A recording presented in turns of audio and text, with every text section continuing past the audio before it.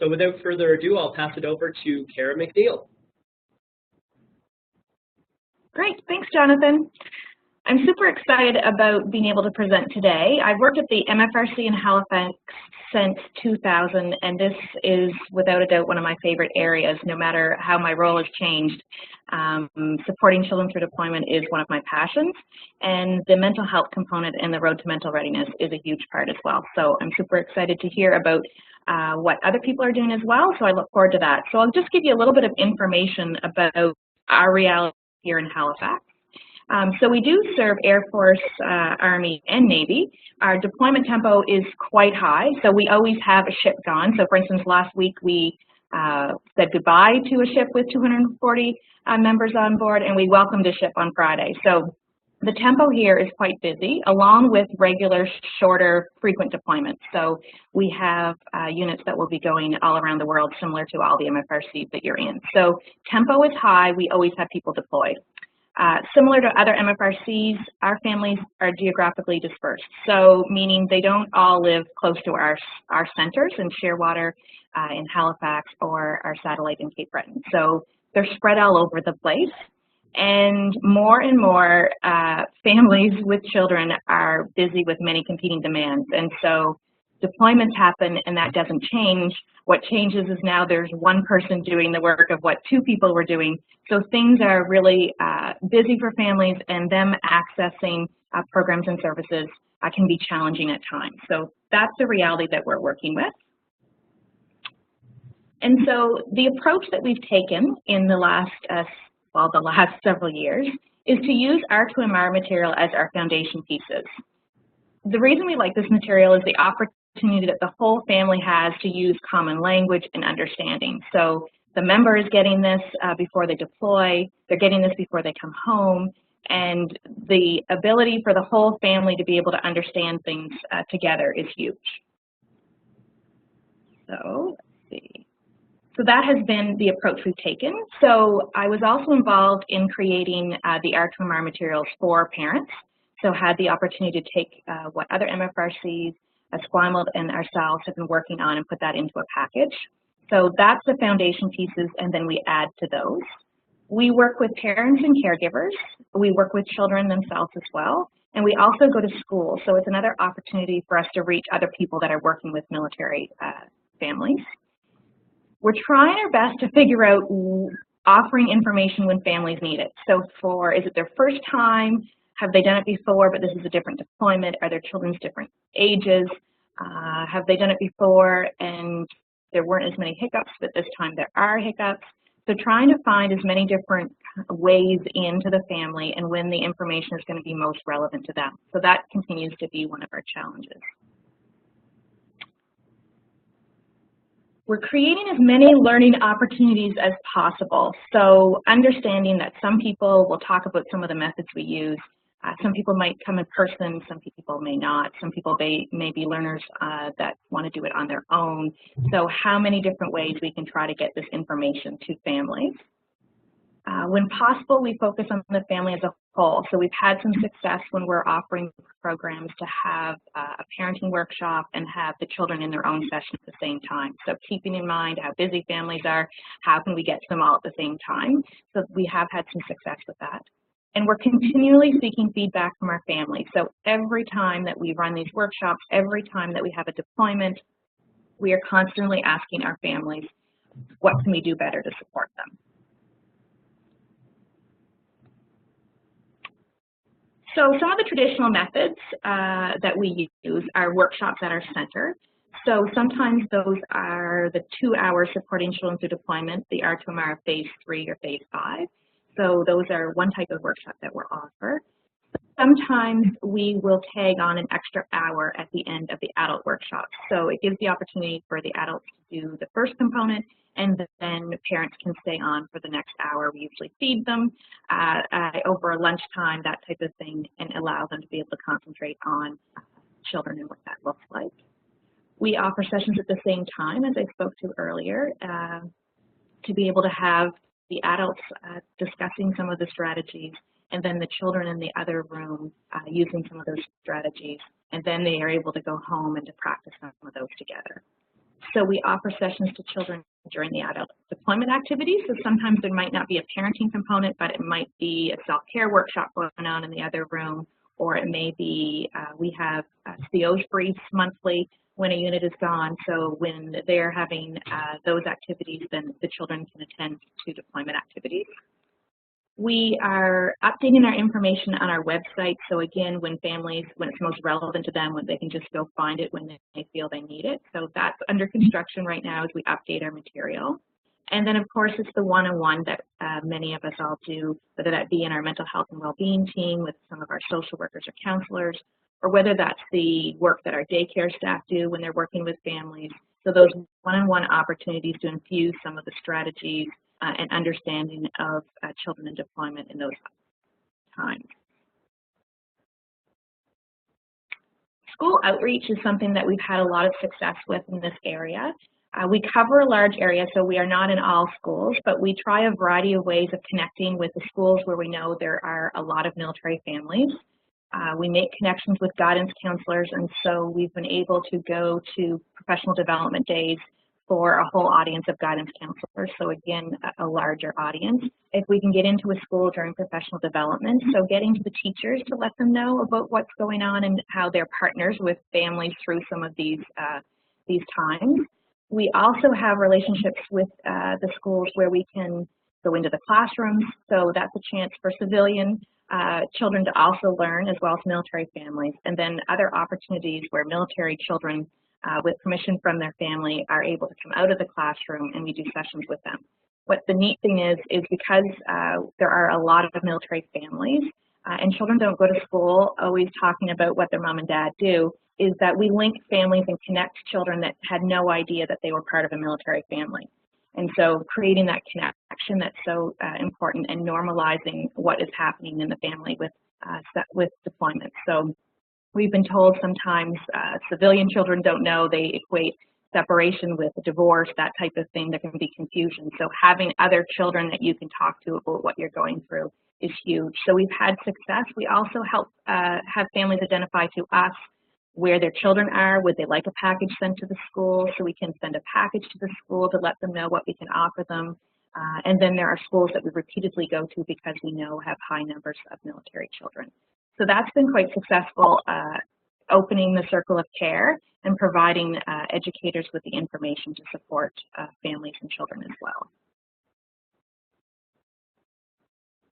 Some of the things that we're trying new, again, to try to reach families in different ways, we're offering a virtual workshop. So we did the first one we trialed in the fall, and it was quite successful. We took the 2-hour R2MR workshop and we created 9 strategies for supporting children through deployment. So it was modified.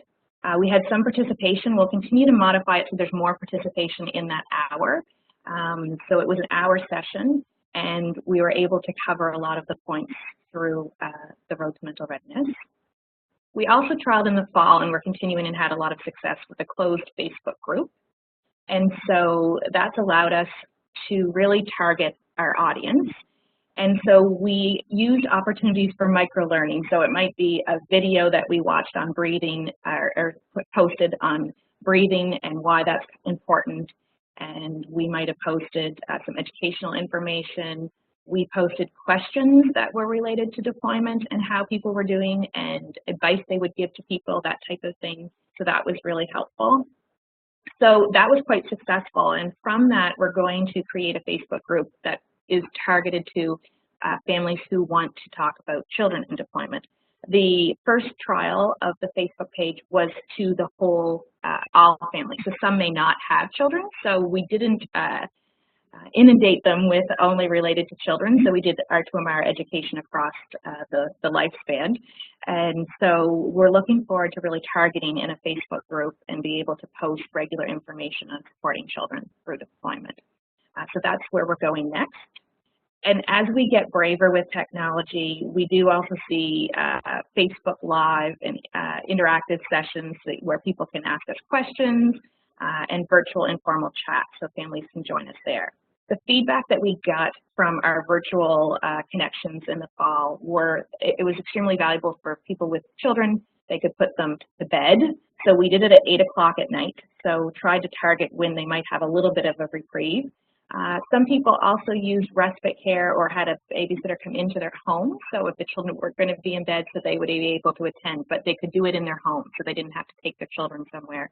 So it was quite successful, and people were quite interested in that. So we want to continue to figure out a way that we can continue to discuss the strategies, help families connect with one another, and be able to ask questions as well and interact with the information. So those were some of the things that we have started working on. So in the virtual world, I've been talking for quite a while, so I guess I'm interested in hearing if people have any questions or what they're doing right now that's working at your Military Family Resource Center supporting children. This is Jonathan, so if you want to unmute your mic, you can ask a question that way. Otherwise, you can also insert your question into the chat, and we'll read it out for everyone.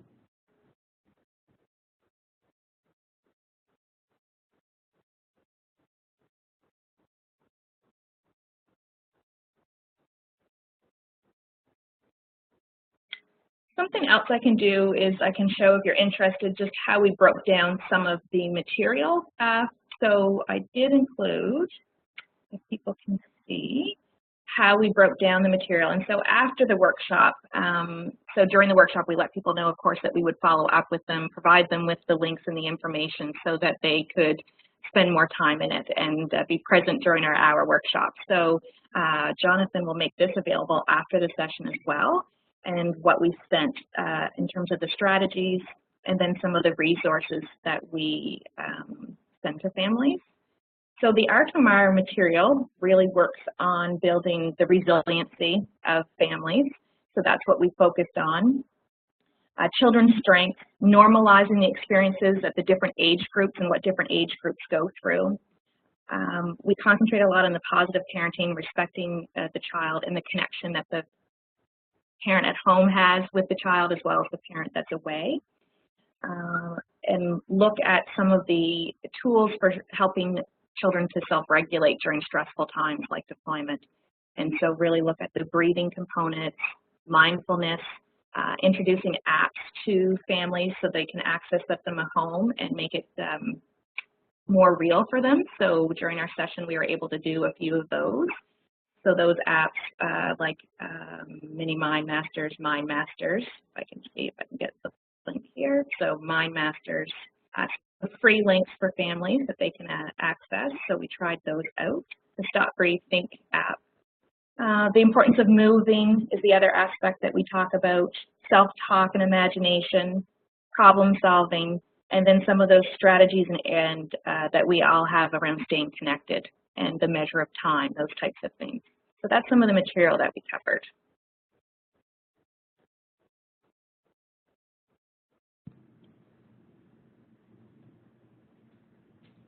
Any questions from the field or ideas that you've come up with for families related to Road to Mental Readiness or helping children through deployment? I'm going to unmute everyone just so that you can, in case you're having trouble with your audio, and that way you can mute yourself if you didn't want to be speaking. Kara, it's Diane. I had a question. Sure. I'm interested in knowing more about the school packages that you send to schools. Excellent. If you want to send me an email, I can send you an example of some of the things that we're using right now. So we have a letter of introduction, that type of thing, that explains some of our programs and our services and what we can do, and then the options the school has if they'd like us to come in and they'd like us to speak to the teachers or speak to the students and what that looks like. And so I can link you up to that. If you're interested, by all means, send me an email. Okay, thank you. I will. You're welcome. Kara, this is Linda McCauley from North Bay. Hi, Linda. Hi, how are you? Good, thanks. Good. I'm just wondering, to present the children's deployment part of it using the R2MR, do you need the R2MR training officially, formally, in order to do that? Good question. Jonathan may be able to answer that better than I. I think that is the preferred, is that people are familiar with the material to be able to do so. But Jonathan, I don't know. Yeah, I'm not sure what the latest is from Military Family Services on that. Yeah, so actually, if you look in the chat, there's a bit of a conversation going on there as well around about the same thing. So I'll just read those out first. Great. It says, hello, Kendra from Trenton here. My roadblock is I have not been trained in R2MR. Do you know how I can go about being trained? And Aisha wrote back, have you joined the Family Separation and Reunion group on the same page? There will be some kind of training of R2MR this spring. So, and Kendra said, yes, I am. Thank you. I'll keep my eye on it. So just to let you know that there is the Family Separation and Reunion group on same page. I'll send around the coordinates for that after to all the attendees today, just to make sure. And I'll see if I can provide a hyperlink underneath this web exchange as well, directly to where you can apply to be on the same page. If not, then I'll just give you the coordinates of the person. I believe it's Isabel in Family Information Line who coordinates the Family Separation and Reunion group. So I'll just I'll speak with her about that and make sure that anyone who wants to get involved or wants more info on R2MR next training, you have that info. I'd encourage two people as well if you have access to the material, and I think, Jonathan, every MFRC should have copies of, I understand in terms of who can facilitate, but you'd be able to take a look at the material and you'd still be able to offer some of that material, not under Road to Mental Readiness and using some of those, but some of the tools that we have used and that we based the Road to Mental Readiness on are from Kids Have Stress Too. So there are resources that are available online. So those links are listed in the handout that Jonathan can attach. And you can certainly see there's a variety of material that I think you can still use with families that could be really still helpful to you. And certainly some of the material would have been taken. I see Tammy from Petawawa. Petawawa many years ago put together a children in deployment was a binder. It was a great, huge binder. And so there are activities in there that are from Kids Have Stress Too, from my masters. So some of those strategies that you can certainly use with families.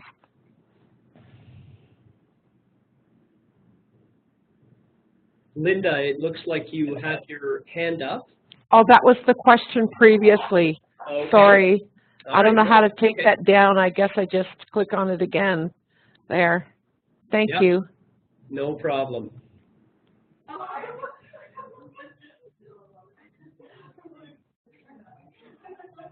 What are people having success with at their centers? I'd love to hear about what other people have are doing.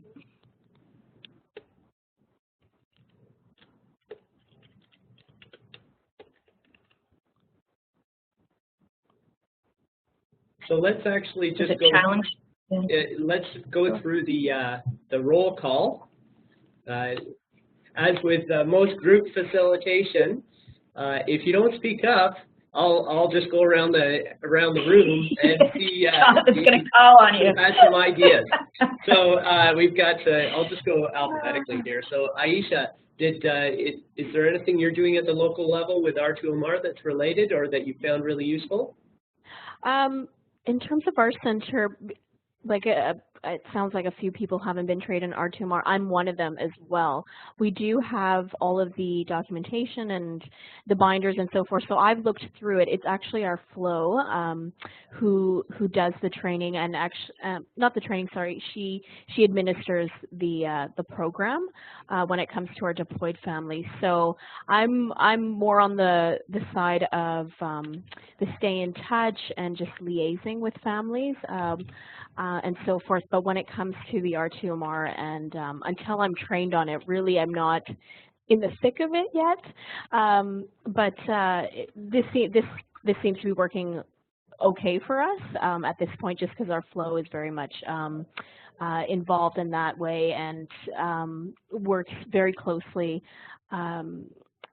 with children and so forth. So I'm sort of on the assisting side when it comes to R2MR, whereas our floor takes on the lead with that. And I'm just looking forward to doing a bit more of the training, and with the FSR group through Same Page and the liaising and doing the WebExes every month. It's just it's a really great way to see how other centers are working through things, and just to bounce off ideas and network like that. So I'm keeping my ears open for when there's some sort of training happening. So that's kind of where we're at. Great, thank you very much. And I know that I think Diana Montgomery, her mic isn't working, so she just wrote in the chat. Here in Greenwood, we're also going into schools and offering children support at the same time as adult activities. It's working very well. We have challenges getting people out to R2MR, as we have people coming and going at different times, so virtual options will be great to use. Mm-hmm.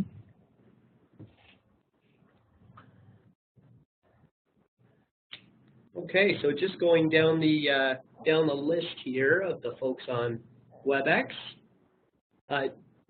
Denise or Diane, Sarrazin Dugo, did you have any comments about what's going on in your local community or things that you're getting involved with? Sure, this is Denise in Gagetown. Yeah. And we are just having our first big deployment since about 2011.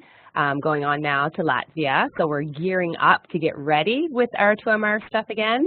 I'm currently the only one trained at the center, but we do have another military lifestyle coordinator who will be getting trained as well. We'll be partnering to do our children's part. In the past, we've done basically weekly workshops with children, different age groupings. We've been lucky enough to have, there's a nursing school in the area who has to do some community nursing projects, so we've had them come on board to assist us, so that's been really great with their sort of mental health aspect of their community nursing, things like that.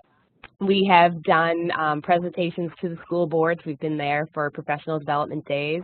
We've actually had the schools add a block to their registration papers that ask, will a family member be deployed this school year? So we do have some, some buy-in that way, so that's great.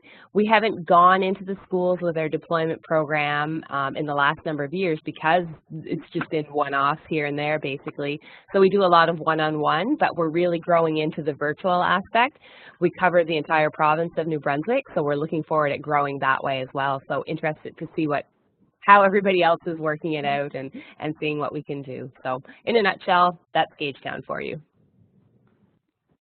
Fantastic. And Wanda Tucker also noted that she's having mic problems. So she wrote in the chat, I'm looking forward to training and currently do not participate in R2MR. I've read the manual though, and I think the program looks amazing. And Polly said that they also go into local schools as well as schools that are outside the core community to service schools with less military participants. And Kendra asked the question, how many MFRCs have more than one person working under deployment services? So Wanda wrote back that only one person in deployment at Borden. And by the way, it looks like we're about at time. But I'll read the last comment, and then what I'll do is, the great thing about these kinds of sessions is they're just meant to get the ball rolling in terms of conversation. So feel free to communicate with the rest of your colleagues that you can see on the right side to collaborate more, and hopefully this is just a first step in that direction. So unfortunately, I won't get a chance to go a full round table, but just to read the last comment here. From Jenna Keene, I'm brand new to the St. John's MFRC in my third week now, and unfortunately things have been really busy here, so I have no knowledge of R2MR, and in fact, until this chat, I had never even heard of Same Page. I'm really enjoying hearing everyone else's strategies. It's a goal of mine to create a presence in schools, so I would also love to connect with others on their outreach strategies. I'm the PSI coordinator, Prevention, Support, and Intervention, but deployment support will be falling under my role starting next month.